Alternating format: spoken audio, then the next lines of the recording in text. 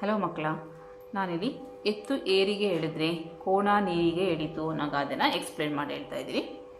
ಸಂಸಾರವಿರಬಹುದು, ಸಂಸ್ಥೆಯಾಗಿರಬಹುದು. ಅವುಗಳ ಕಾರ್ಯ ಸುಸೂತ್ರವಾಗಿ ಸಾಗಬೇಕಾಗಿದ್ದರೆ ಒಮ್ಮತವಿರಬೇಕು, ಅಂದರೆ ಒಗ್ಗಟ್ಟಿರಬೇಕು.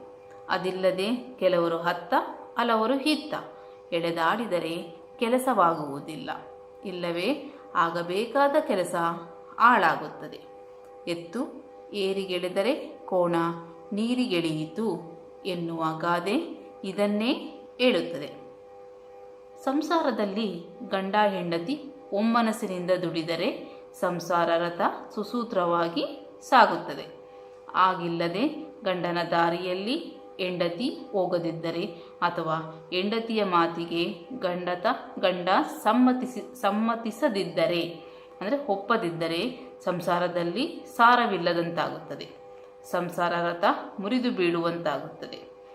ಸಂಸ್ಥೆಯಲ್ಲಾಗಲಿ ಅನೇಕ ಪಕ್ಷಗಳ ಒಕ್ಕೂಟದ ಸರ್ಕಾರದಲ್ಲಾಗಲಿ ಒಮ್ಮತ ಒಗ್ಗಟ್ಟು ಇದ್ದರೆ ಮಾತ್ರ ಯೋಜಿತ ಕಾರ್ಯಗಳು ಮುಂದುವರಿಯುತ್ತದೆ, ಕಾರ್ಯಗತವಾಗುತ್ತವೆ.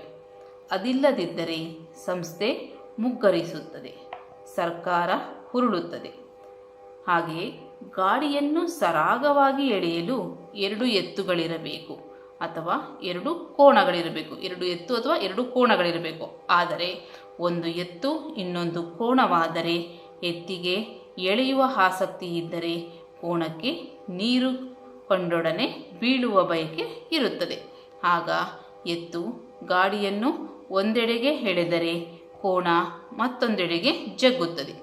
ಗಾಡಿ ಮುಂದುವರಿಯದೆ ಬಲಬಿಟ್ಟು ಎಳೆದವರತ್ತ ಜರುಗಿ ಮುಗ್ಗರಿಸುತ್ತದೆ. ಹೀಗಾಗದಂತೆ ಎಚ್ಚರ ವಹಿಸಬೇಕೆನ್ನುತ್ತದೆ ಈ ಗಾದೆ. Thank you.